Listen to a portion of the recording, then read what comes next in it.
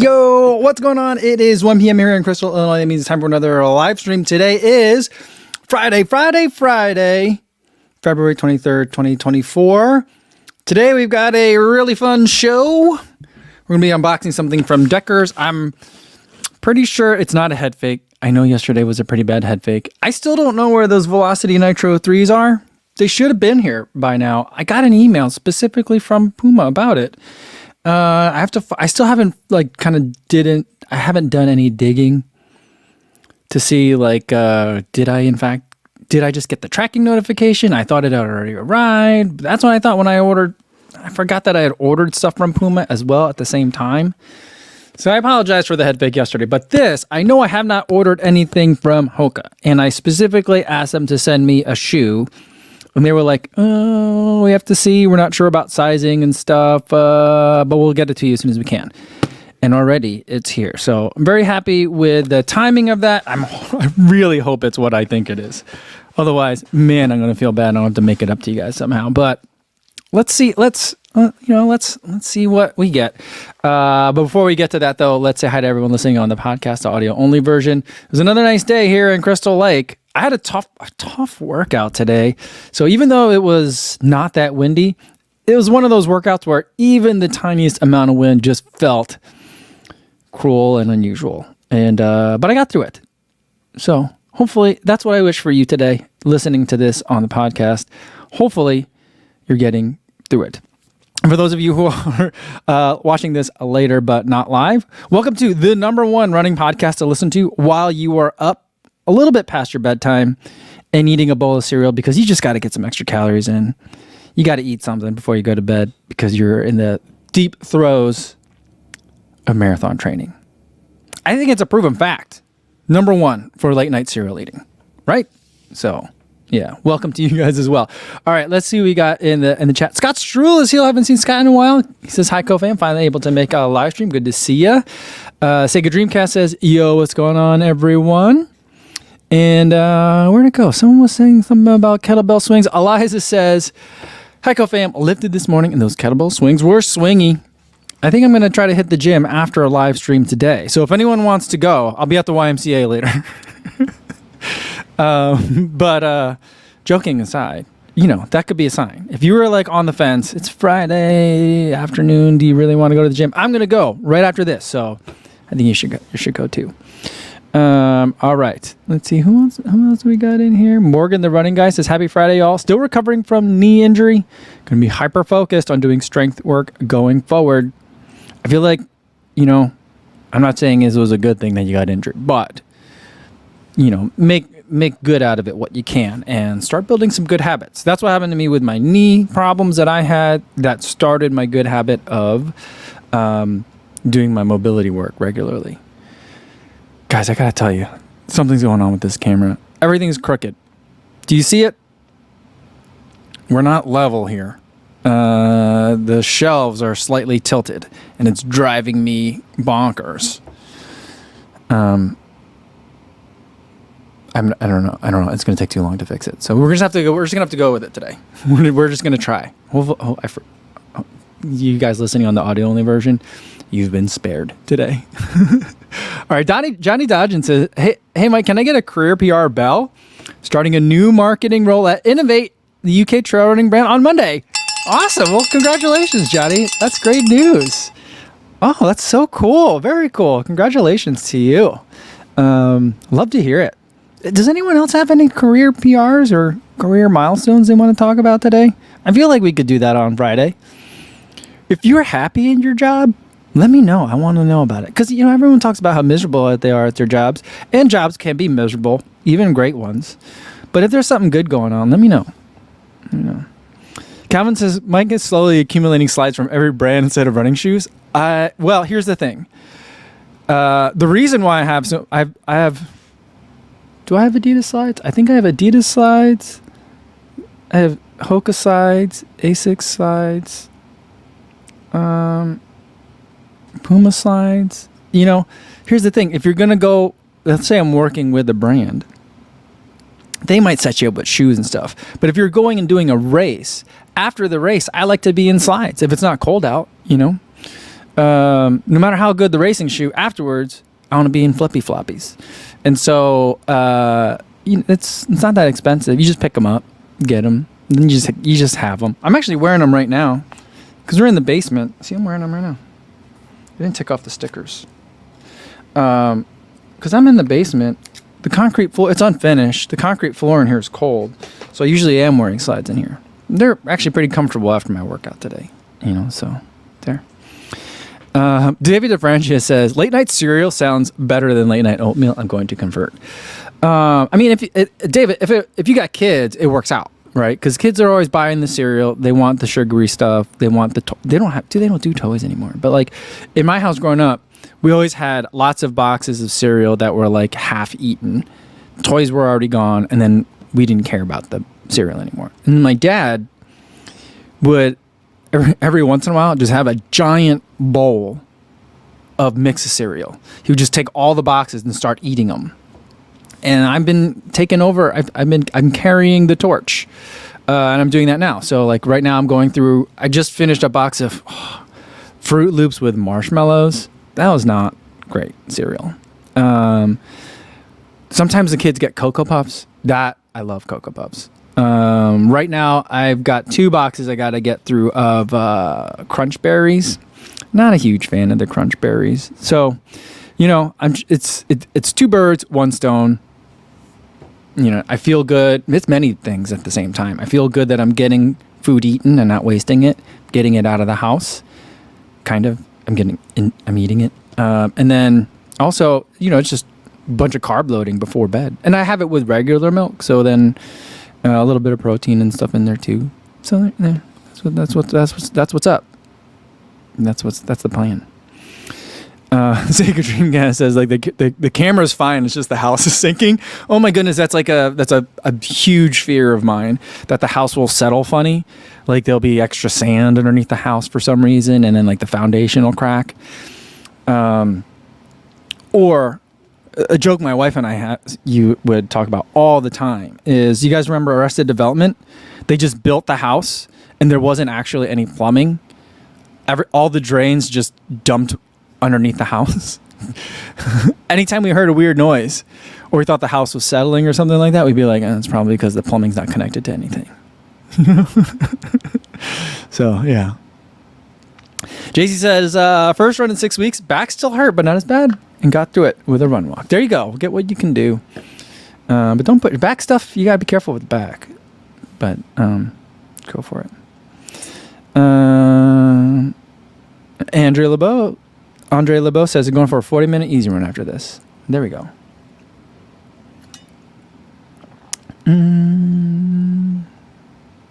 Sega Dream says 16 years with my current employer in April, so I hope I'm happy. All right. Well, I won't ring the bell yet. I think it might be bad luck, but you got to follow up in April. 16 years is a long time. I feel like people don't stay with one place for 16 years anymore. Although my wife has been with her company for a really long time, which is a very weird switch, because when we first met, she was a consultant, 100% travel consultant. And she worked at Arthur Andersen back when Arthur Andersen was a thing. And then after Arthur Andersen stopped being a thing, her practice group got bought and acquired and everyone left and stuff. So there's a bunch of just jumping around, and her resume looked crazy because it had like 6 different entities in like a 1-year period. And it was just the tumult of post-Enron consulting. And so she wasn't involved in Enron at all.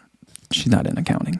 But for the longest time, her big concern on her resume was like, how do I make it look like I'm not a job jumper?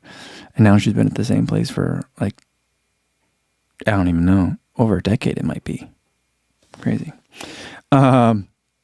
Sean Ellen says that the Later But Not Live is the best place for late night mayo. You know what? I don't know if I'm going to go to Falmouth Road Race this year or not. That's the only time where I know I'm going to see Boston Billy. And if I ever see him again, I'm going to ask about the late night mayo, Lala P says, I'm going to go buy Hot Pockets later when I go to Target. Nice. JC says, cereal at night is an everyday thing for me. Raisin Bran Crunch, FT for the win. I do like the Raisin Bran Crunch. I don't like the cereals that are too sweet. I like the boring cereals. You know what's one of my favorites? Frosted, what is it? The mini wheats, the little pillows. If they're frosted is good. Even if they're not frosted is pretty good too. I like to add my own raisins to it. I always feel like that's nice. Like a bran flake would be nice too. The stuff that my kids don't get. There was one cereal that we had that existed for a little while when I was a kid. I don't think it exists anymore. But there were these like O's. But it was like it wasn't like a Cheerio, a little O. It was a bigger O. And they were like I don't remember what they were called, but it was like crunchy. It was almost like food pellets, but in the shape of a rectangular O. And then each one was maybe like, I don't know, an inch tall. Does anyone remember what I'm talking about at all?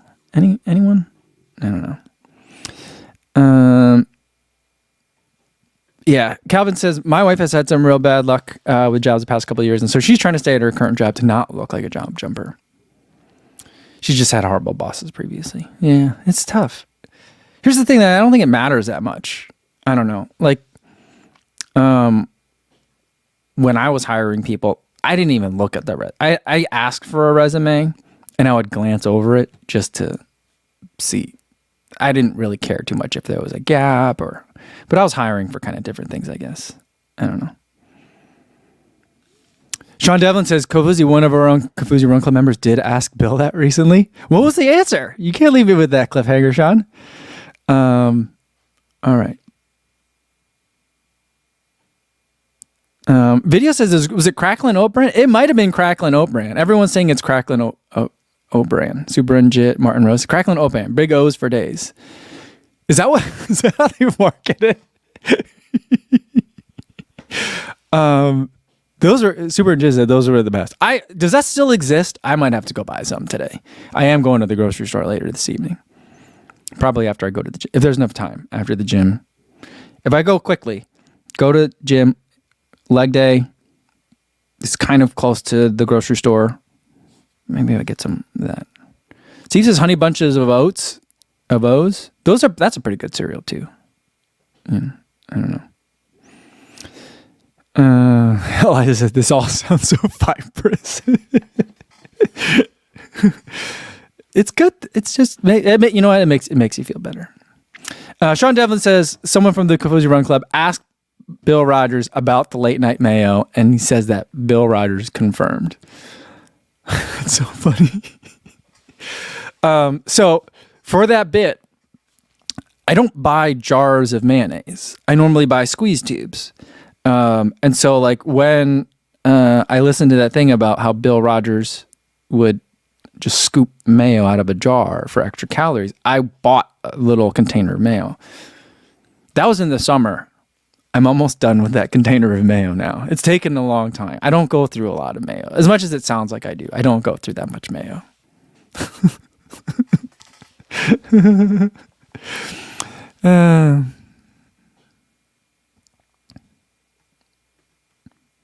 Matt Byer says, I can't contribute to the cereal talk since I don't eat it. Actually, I don't even like the smell of cereal. Well, I keep hearing that it's a pretty bad, I keep hearing that it's pretty bad for you. But I'm just like, if I'm trying to carb load, I feel like it's a good option. I'd rather eat, what would you rather have? Like the equivalent, what's the equivalent amount? Oh, we got to, I feel like we got to submit as Kofuzi Run Club a question for Fuel for the Soul. What's the equivalent in cereal? Cracklin' Oat Bran, if you will. Let's go with that. Or Frosted Mini Wheats. What's the equivalent of that carb-wise to a sleeve of bagels? Before, if you're going to do that before a race. Is it a box? I think I could eat a box. The only thing is I would need to have also like a quart of milk with that. That's a lot of dairy to have before a race. You know what I mean?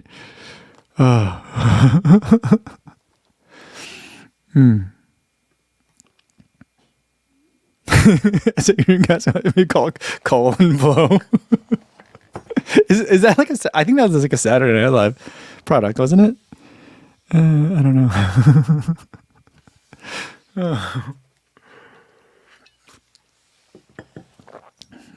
Shannon says, I'm getting nauseous remembering Co spoon feeding himself mayo. Oh, the first, that was a one take thing. I just took the spoonful. I think I ate it twice, but I was like, I can't do this again. This is so hard. Do you think though, I guess I could maybe test it out. What would be harder to do? 2 big spoonfuls of like super processed, like Hellmann's mayo, or 2 spoonfuls of like someone made you mayonnaise.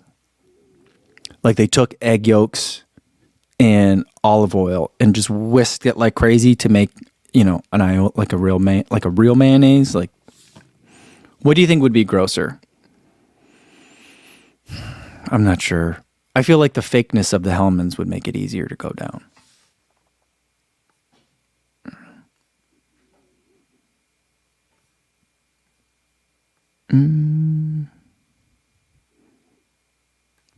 Jordan says, I'm confused. Cereal boxes are one serving. Mark Peterson says, does anyone just make a cereal that's super tiny bagels? It's like Cookie Crisp, baby. It's the closest thing, I guess.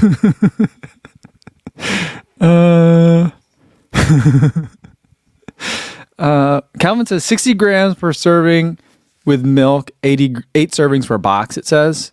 Wait, a bowl of cereal is 60 grams of carbs? No way. Really? That's a lot. That's what I'm going to do for carb loading from now on. My kids eat it dry. I don't know if I could do that, but I don't know. Chances, did I dream this? Or did Co once eat elf pasta on the live stream? It was like pasta with candy in it. No, I did that. I did that in New Vienna at my mother-in-law's house.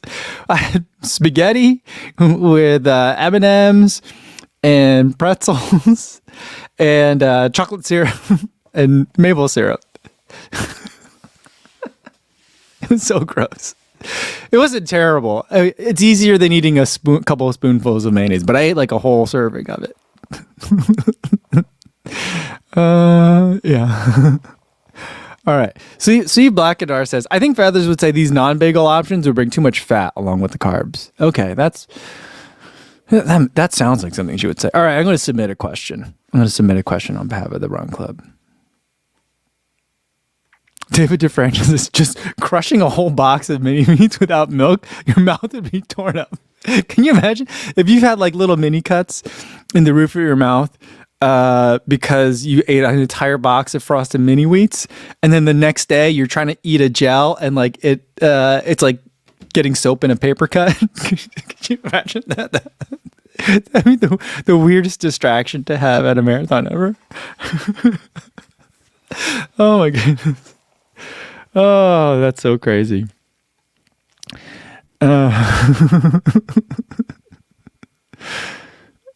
Frank says a box of Frosty Mini Wheats is like 400 grams of carbs.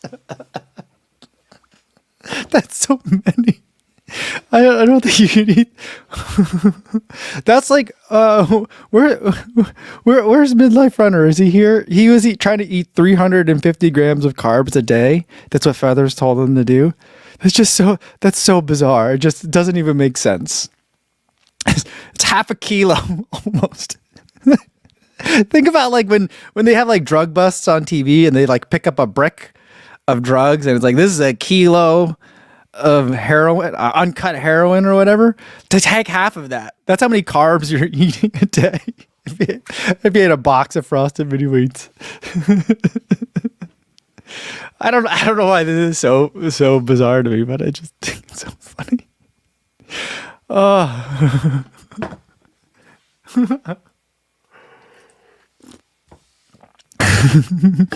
Tony Messias says you could just pour the milk directly into the cereal bag. It's so efficient. Do you guys remember those little the single serving ones? They started making the plastic tubs of cereal, right? But the old way was they would sell you like the 12 pack. It'd be a variety pack of all the cereals, and it'd be perforated, and you would like carefully cut the perforations open and then open it up the big cardboard box, and then you would carefully open up the plastic wrap, the plastic that was around the cereal, the single serving of cereal, and then you'd pour milk into that. I'd never actually seen anyone eat it that way, but that was the thing, I guess.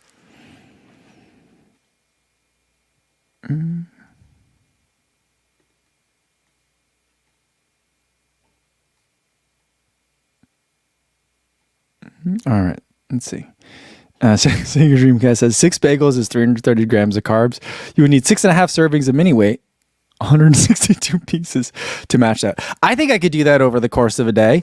If you just gave me like a little fanny pack, and I could just or you know what, that sweatshirt that has the little pocket for pizza, just put 162 pieces of mini wheat in there, and every time you were just walking somewhere, you just got a little snack.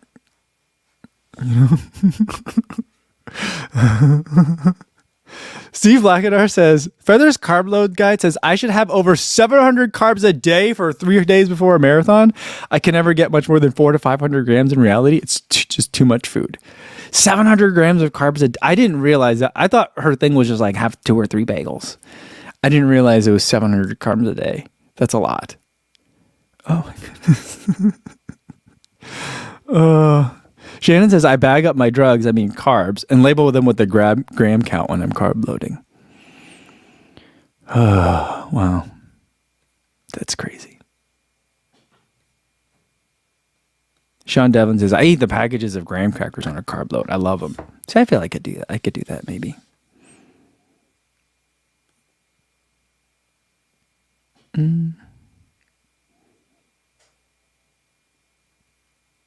CJ says, anti-doping after marathons are going to start raiding athlete pantries. How many mini wheats did you eat? Tell me.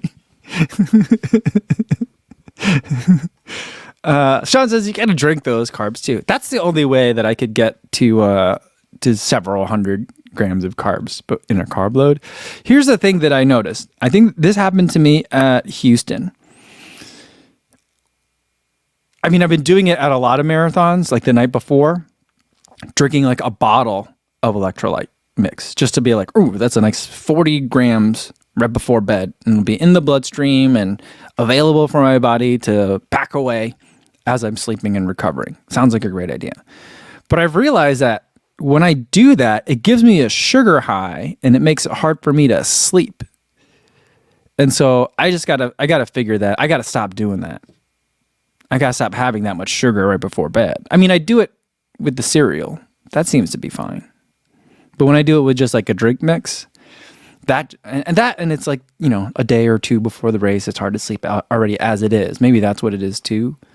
But I think in conjunction, I think I gotta like cut off the sugar not cut it off, but I mean, like, I just think right before bed, I had jitters before the night before Houston half marathon. All right, Duke BB says, box. All right, let's get to the box. Frank wants to see the box too. Goodness, for all of our sakes, I really hope this is the shoes I was looking for. All right. It's from Decker's brand, and I don't recall ordering any slides from them or anything from them, so should be what I've requested them to send. Looks like shoes, guys. And today we have the Hoka Mach 6. All right. It's exactly what I was hoping for. Perfect. All right. Let's check this thing out. I gave this thing a lot of side eye when I saw it in Austin at TRE. Here it is. It's very light in hand. It's lighter than it looks. If we're squeezing the Charmin, it does have a nice squeeze to it. The big thing, I think the biggest news for the Mach 6 this year is that there's rubber on the outsole. I think this is the first year. I mean, I guess I've only started running in the Hoka since the Mach 4. The Hoka Mach 3 was a very different shoe. It kind of looked a lot, all the shoes from Hoka all looked kind of like Rincons for a while. Do you remember that? And the Mach, I couldn't understand why. It did have a dual density ProFly thing to it in the Mach 3. Mach 4 was the first one that started to like look like the Mach we know and love today. And then the Mach 5 made it even better.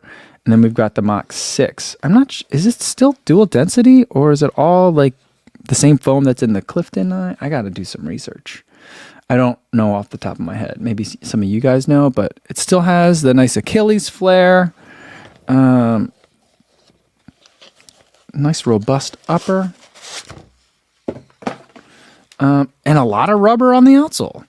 So like, oh, it feels really soft on the bottom. Right here. This is going to get chewed up a little bit. I don't know why they left this open right here. But this is looking promising. I was very concerned about the rubber on the outsole, but given how light this feels, I didn't get a chance to pick it up. I guess I could have picked it up, but I was doing a group session with like Drew and Ashley were there, and I got there late, and so I didn't feel like stopping everything so I could pick it up. But here's a Mach 6. All right. Jim Carter says, lick it. It's pretty breathable. I mean, this upper looks pretty robust, but it's pretty breathable. It smells like new textiles. You know what I mean?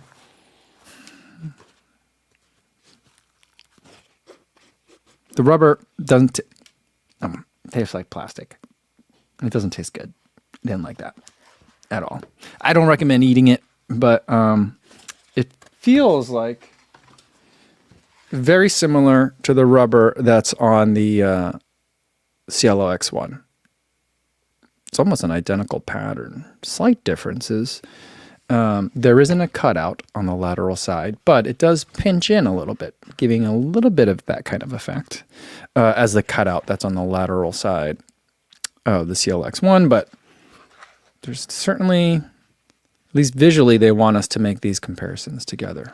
So, all right. Sega Dreamcast says it's super critical SCF EVA foam according to Running Warehouse. Nice. Frank says I should sleep on it. Stevie76 says Hoka's got the carbs. That's for sure.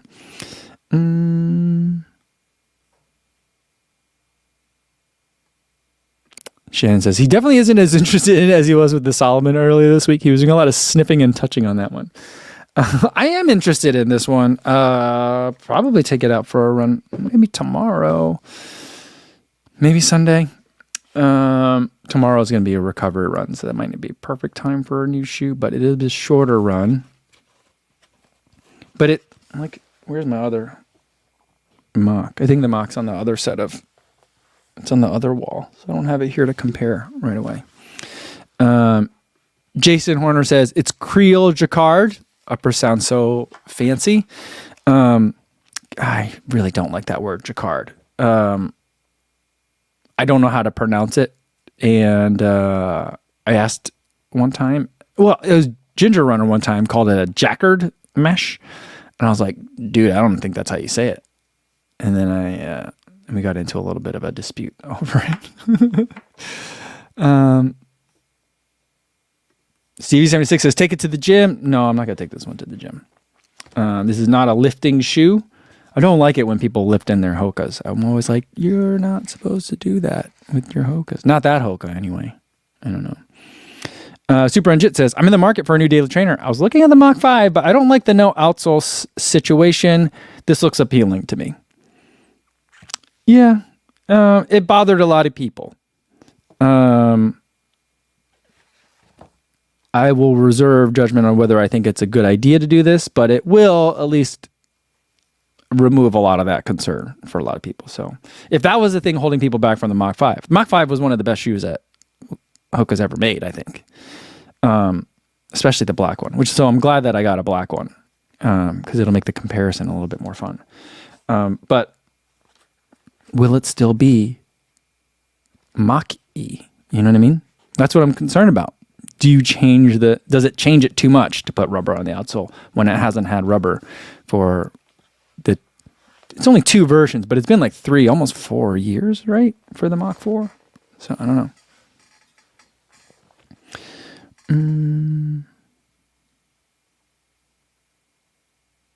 Super just says the word is pronounced Jacquard. Jacquard? No, I don't think so. I think it's Jacquard, like Jean-Luc, the captain. Rhymes with Picard. That's what I thought. I don't know. Sean says, I'm trying to keep an open mind with this update. I hope they didn't kill it. That's where I'm at. It's lighter than it looks, so that's a good thing. If it's gives an experience, here's what I'm hoping for. The foam, hoping it's the same foam that's in the Clifton 9 because I love that foam, but I hope it's in a more nimble, a little bit more exciting package. That's what I'm hoping for. And if there's outsole on it that gives it grip and quiets all the people that are very concerned about no outsole rubber, then I think win-win. Here's the thing, though. There's this rubber that's on the Rocket X2. And then there's this rubber that's on the CLO X1. And then there's this rubber that's on the Mach X. It looks like the rubber on the CLO X1, and I hope it is because I feel like this rubber and pattern, good traction. The Rocket X2 rubber and traction, not as good.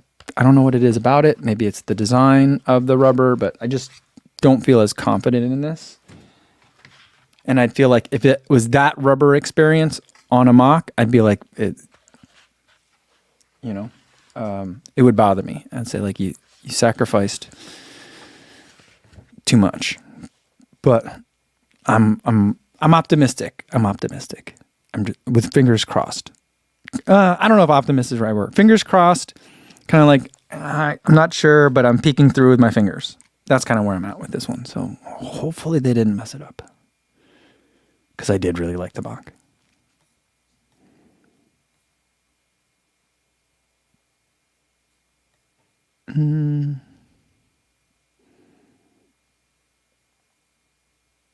Eric says, you know what Hoka is good for gym and lifting? The Tecton X and X2.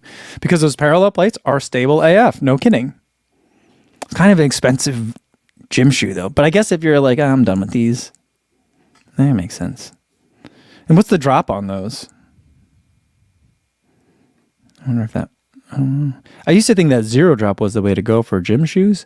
But my gym shoes, the tier ones, it's like a 10 millimeter drop, I think. Which I found surprising. But...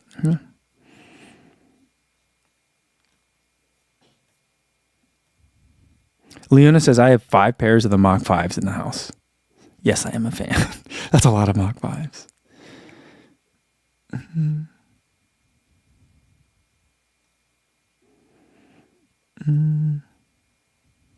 Stevie76 says, this is a lot of rubber talk. Rory Wilson says, the upper looks a bit drab. The outsole looks nice. Had the Mach 4. I had to run like 3 to 4 times to wear in and ended up being some of my favorite dailies. Yeah, the upper isn't like super exciting. I do think that, is it an upper improvement from the 5?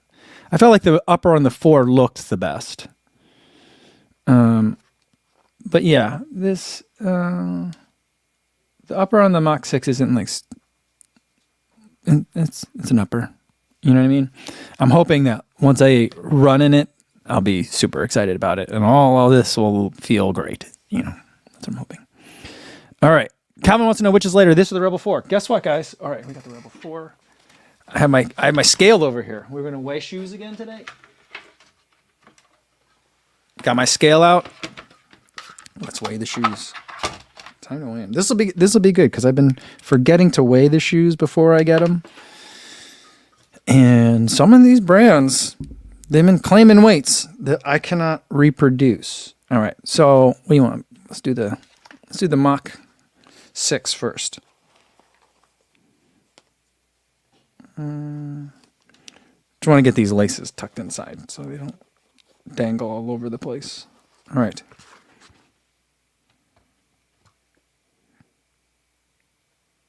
Mach 6 coming in at 7.6 ounces. Rebel 4.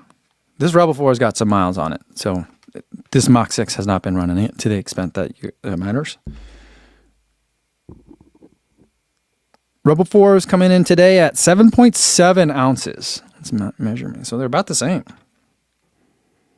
7.6 again for the Hoka and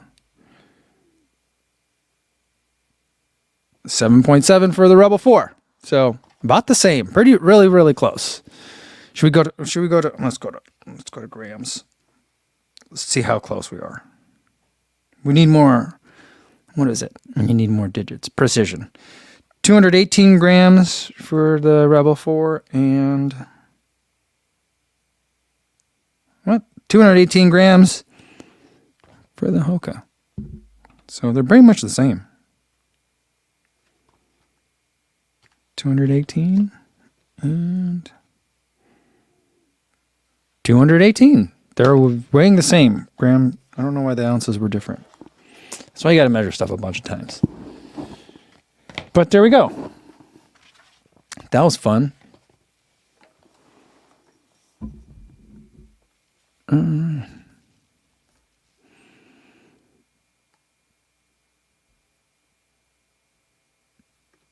Duke BB22 says, when I see my son's friends doing squats at the Y in their running shoes, I always think Co wouldn't approve. I approve. There's kids in the gym. That's great. If they got running shoes, that means hopefully they're running as well. So runners hitting the gym, that's a good thing. You know, meet people where they're at. You know. Stevie wants to know how many carbs are in the Mach 6. I don't know. And I get each one wants to know how much fiber is there in it.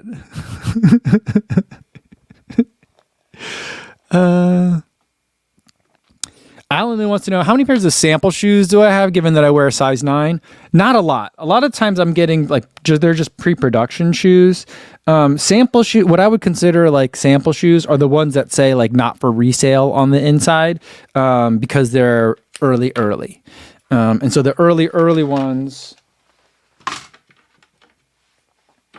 will usually be marked not for sale or not for resale. I think for a couple of reasons. One's not finished, but two, I don't think they're marked properly for like international sale all the time when they do that, you know?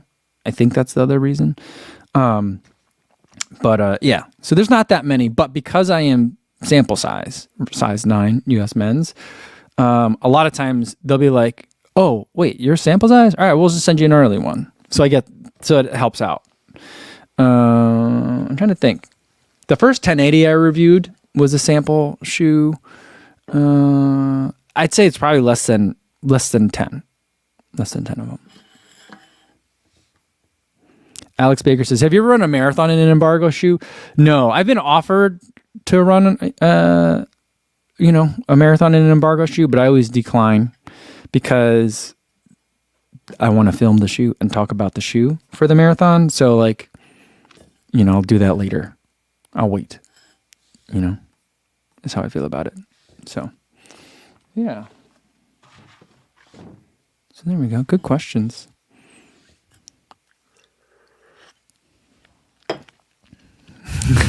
Eric says that Brooks racing shoes come in a cereal box as a prize. So I've heard. Guys, so I watched the Believe in the Run video yesterday about the Hyperion Elite 4. That was pretty harsh. I feel like I don't think it's not unwarranted. I see where they're coming from on that one, but I feel like Believe in the Run, as much as I have I guess baggage over the Hyperion Elite over the years, I feel like Believe in the Run really doesn't like the Hyperion Elite. Like, do you guys remember? They literally barbecued the Hyperion Elite 1. Does anyone remember that? No one remembers that? They put it on a grill, which I'm just like, that's not good for anybody. It's not even that good of a video. It's got to smell terrible. It's bad for the grill. What are you going to cook on that after that? I just don't know. I don't know.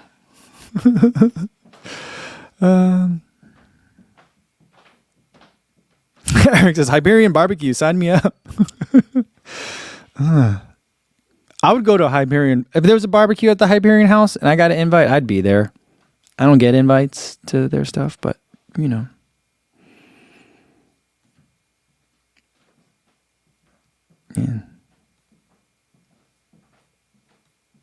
Super interested says, Believe in the Run wasn't mad, just disappointed with Brooks. Brooks must feel pretty bad today.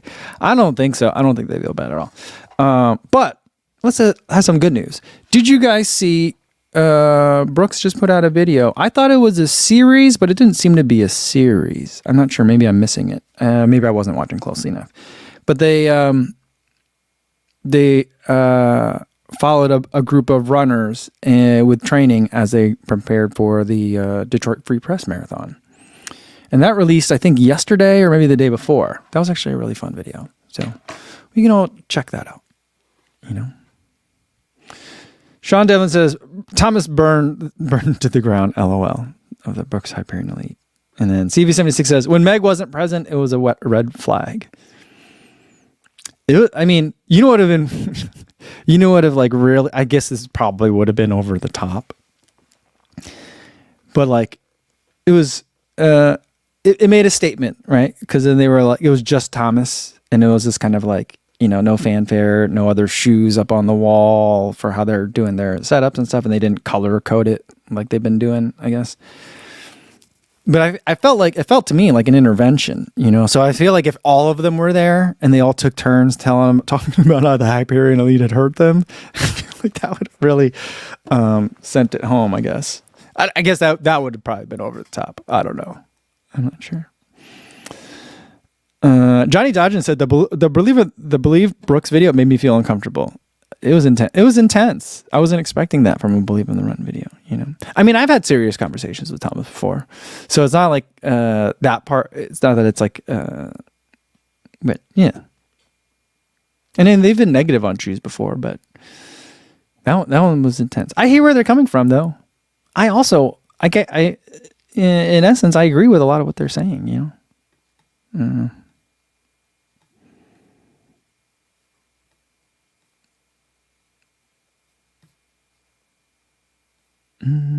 All right.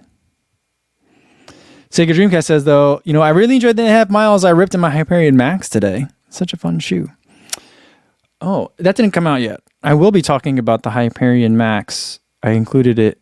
I'll be talking about it in the next video. No, not the next video.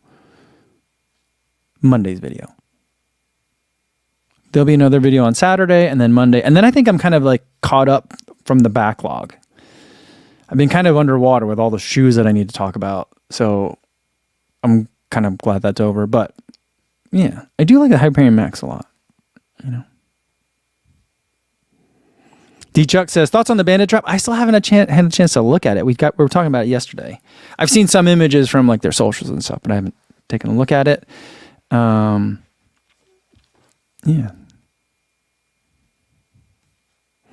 It's a hard life, says LOL with all the talk because Brooks could care less.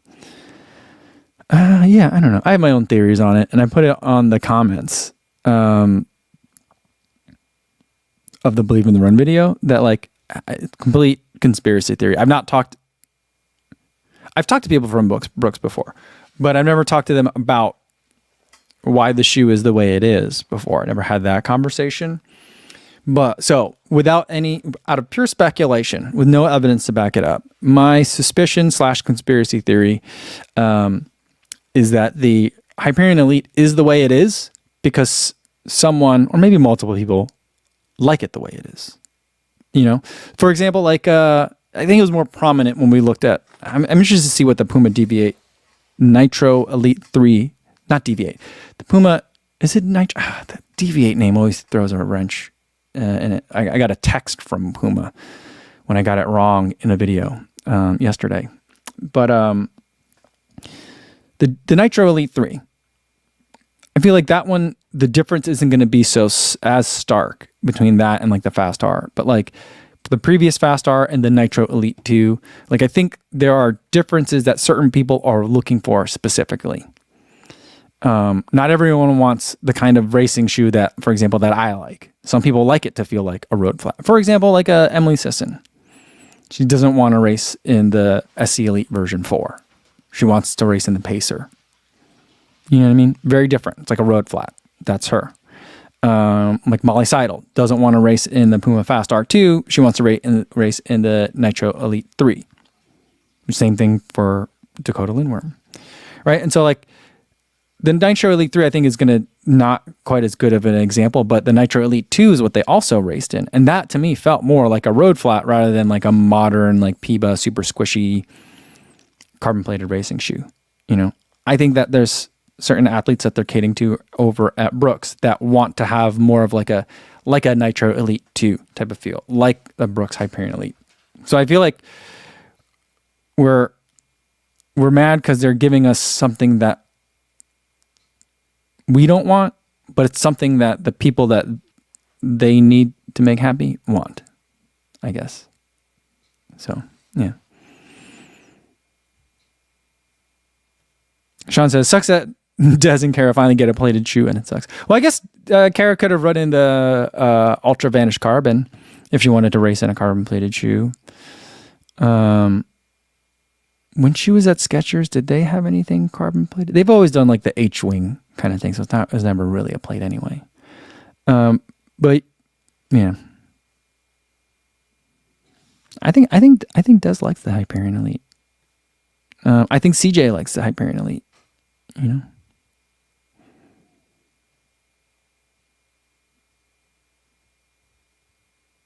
Robert Krieger says, I'm low on motivation these days. Can you give me some of yours? Sure, you can have as much of it as you want. Robert, you know, if you're low on motivation, rely on discipline and habit. You know, just make habits to get out there. And, you know, for running a lot of stuff like that, I just like, I kind of like fake it till you make it. People say kind of similar things all the time. Like, just trick yourself. Just be like, I do this for the gym all the time. I'm just going to go to the gym for 15 minutes.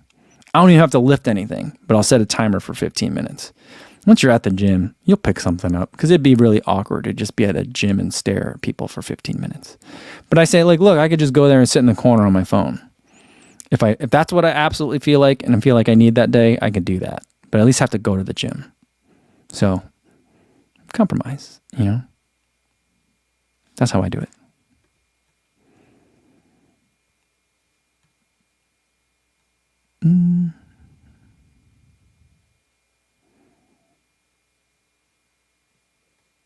Yeah, as a Hard Mutt Life says, you know, I would assume that the Brooks Elite athletes test these shoes and improve them. At least that's what the social media marketing that Brooks put out indicated. Do you remember seeing all those reels and stories? Des is like in a boardroom. There's a TV on in the background with images that they blurred out. And she's talking about how great this new one is. You know, like she's clearly in a product meeting. Or something that's made to look like a product meeting, you know? So, you know what I did like, though? I did like the scenes at the bar with Des and Erica Kemp. That works for me. I like that. It kind of had like a Willie Geist Sunday afternoon conversations kind of feel to it, you know? I'm a big Willie Geist fan. I don't know if you guys knew that. I thought I saw him one time when I was going for a run in New Jersey. But it wasn't him. Maybe one day I'll meet him. I don't know.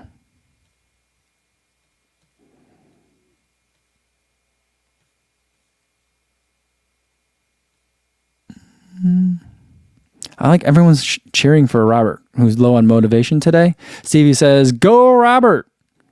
Shannon says, Krieger. I like that. That's nice.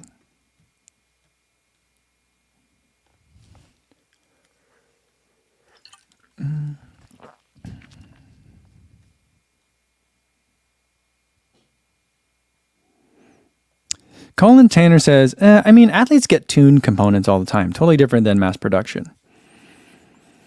Yeah, I guess so. But I mean, with the World Athletics rules, it can't be that different unless it's listed as a prototype or development shoe. You know what I mean? That being said, like, here, you want to know another conspiracy theory, which completely contradicts my other conspiracy theory, is that, like, no one's really ever had a chance to look at Dez's blacked out Boston Marathon winning shoe, unless I missed it. But no one really has ever seen it or looked at it. You never see it in a case. You never see it shown as. You see a lot. There's a lot of Boston Marathon memorabilia. A lot of Dez's mouth. You could see her jacket. It's on display at the expo every year, but we never see her shoe. I want to know where the shoe is. Anyway. Alan Solansky says, "Code, do you think that gym is now your routine, or is it first to miss if you have any private matters or too busy?" I like going to the gym now. I especially like the Romanian deadlifts. They just feel good to me. And I feel like my body is just less creaky when I get to the gym somewhat regularly. But on this new training plan that I'm on, it's not a huge priority. I'm just kind of adding it in. And I also have a new weird schedule. My daughter is on a different rock climbing team. And it's a couple of days a week.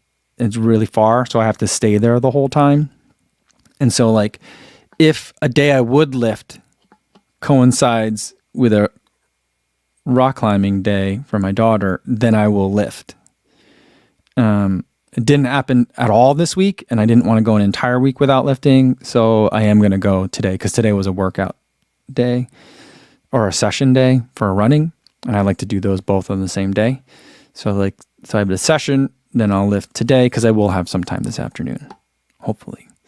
So like I try to do it, but it's right now, since I am in I tried to do it very disciplined during the half marathon training block, and now that I'm into full marathon training, it's not as important to me. I'd like to try to at least make sure I'm in there once a week, though. Twice a week would be better, but at least once.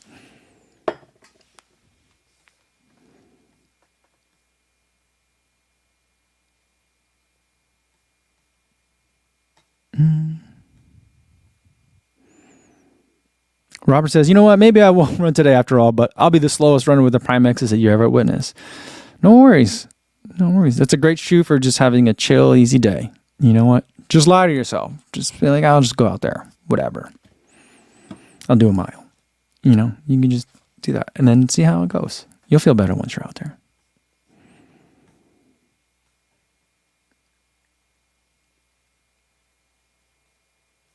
Mark says, I thought the all black shoe that Des wore when she won Boston was so sweet. That's why he bought the all black Turbo 2s that, I said, yeah. So I bought these off of Mark because I wanted to get a new pair, or not a new, but like another pair of Turbo 2s for testing purposes. And these are Mark Peterson's Turbo 2s. See, I like this. If you have a black midsole, if you don't want it to look like a restaurant shoe, you got to have some sort of color speckles in it. But this is a nice one.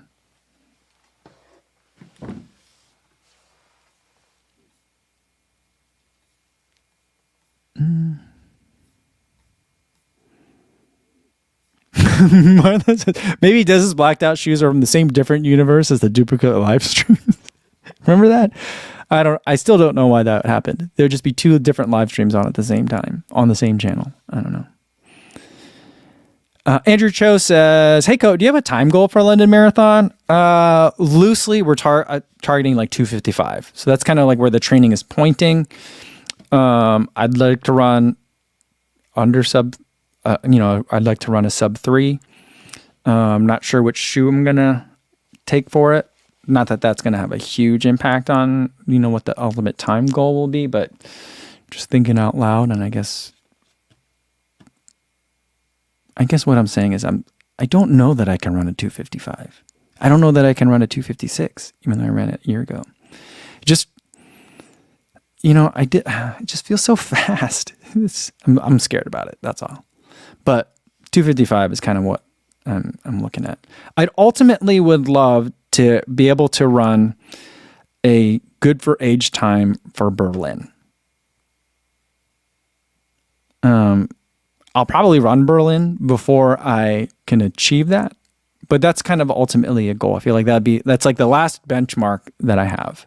I want to be considered a speedy runner from Berlin Marathon standards. And that's for age 40 to 49.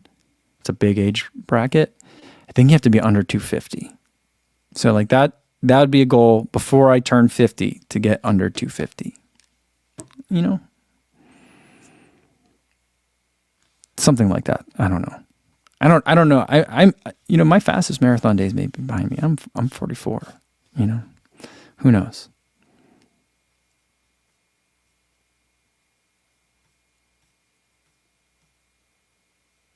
Eliza says, you can do it, Co. Maybe. Andrew Cho says, I should run London in the Puma Fast R2. That's not a bad idea. That's high on the list. I still would love to run a race in the Endorphin Elite. I got to check how many miles mine have on them. Did I do a 100-mile review on them already? I don't know. There are some other shoes that are in the running as well that I can't tell you about. But the Fast R2 would be a fun option. I think I can run fast in that one. I think that one lines up for my mechanics really well. I get along with that. I'm also, since having interviewed Dakota, and she told me that the foam in the Fast R2 is the foam that's in the DV8 Elite 3. The Puma, I'm just calling it the Elite. Is it the DV8? Is it Nitro Elite? Nitro? I don't know. The Nitro Elite 3. I'm super interested in that one too. Because it's supposed to be taller than the Nitro Elite 2, which was taller than the Nitro Elite 1. So they're moving in the right direction, I think. Martha says, Co, I'm hoping to get a good for age time in Boston for Berlin too. I need under 4:10 for my age group. 7 minutes off last year's Boston PR. Oh, I think you could do it, Martha. I think you got it.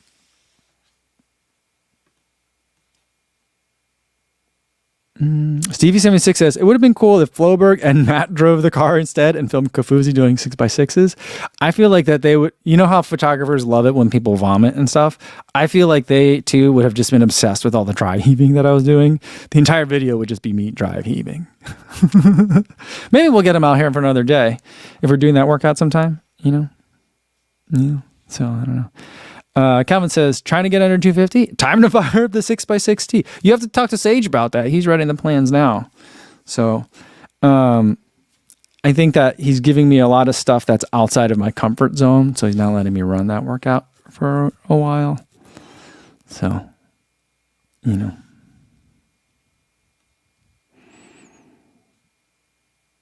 Richard Wilson says, I'm 30 minutes faster at 57 than at 46.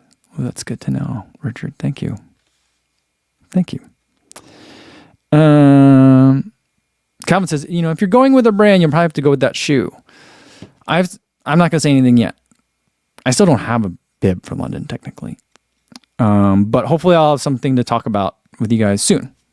So, and I'll just leave it at that, you know. So, yeah. Sean Devlin says, my dad first broke 3 at 52. Says, I have a few good years left to get there. All right, there we go. Okay. And Calvin reminds me that I did do a 100-mile review in the Endorphin Elite. So I could probably get one more race out of them. Might have to pick up a fresh pair if I'm going to race in those. But we'll see. We'll see. Adam says, isn't the Nitro Elite 3 going to be lighter than the Fast R2? I think it is going to be lighter. Because it has a different carbon. That carbon has to be extra reinforced so that it doesn't break and snap, you know? And it doesn't have the lip. So there's just less carbon as well. And then there's also a lot less stack height. So a lot less of everything. So I don't know.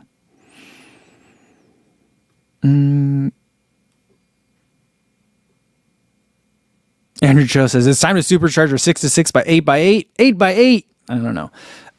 The workouts have been getting longer, though, to do two things. One is that I've gotten so good at 6x6, like after 6 minutes, I'm just like, I'm done running. I don't want to try hard anymore.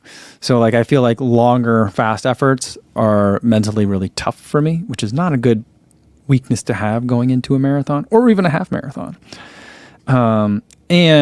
I've been doing double thresholds, and Sage and Sandy don't really like double thresholds. So I think they're just they're working me up, but we're starting to get much bigger sessions and having just one session. And they're adjusting the paces accordingly so I could still run hard, you know? So like some adjustments, some different things, which I think definitely out of my comfort zone. It's not that different. It's marathon training, right? But it's, I just feel like I'm getting my butt kicked a lot of the time. So, you know, that's where that's at. Steve says, Coach Sage interview number 2. Yeah, it's coming up. I think I want to get a couple other ducks lined up first before we do that, but, so when the time is ready, we'll get there. But there'll be a couple. And Calvin says, Matt Fox swears by a peak marathon workout that's 2 times 10K at marathon pace with a 1K jog in between with warm up and cool down. That's a big day. That's 12 miles. At marathon effort. I feel like that works if you are a 220 marathoner, because if you think about the amount of work that is, what's 5:15s? What's a 220? Like 5:17s, 5:20? Let's say 5:20. 20 Ks or 12 miles at 5:20. That's an hour and change of work. I do a 1 times 10 miles at marathon effort is a workout that I like to do. And at 7 minutes a mile or 650, it's a little bit, it's about the same total amount of work. So yeah, work time is similar, I guess. I can't imagine doing 2 times 10K at like 5:20s. I can't do 1 mile. I don't know if I could do a K at 5:20. All right. I think that's a good place to leave it today. Oh, we went over an hour today. Thanks, everyone, for hanging out. There'll be a video tomorrow, and then I'll see you guys Monday. There'll be a video Monday, too. So there'll be 2 videos before I see you guys again, if you guys can handle that. I think you guys can. 2 videos. They're not as ranty as the last one, so we're back to Good Mood Co. For the next 2. And this weekend, guys, have fun out there on your long runs with your Boston and your London training and on any spring marathon training ramping up. Good luck to you guys. And don't forget, Monday, if you got a medal, let's hear all about it. All right. So I'll see you guys again. Be safe out there, everybody. Thanks.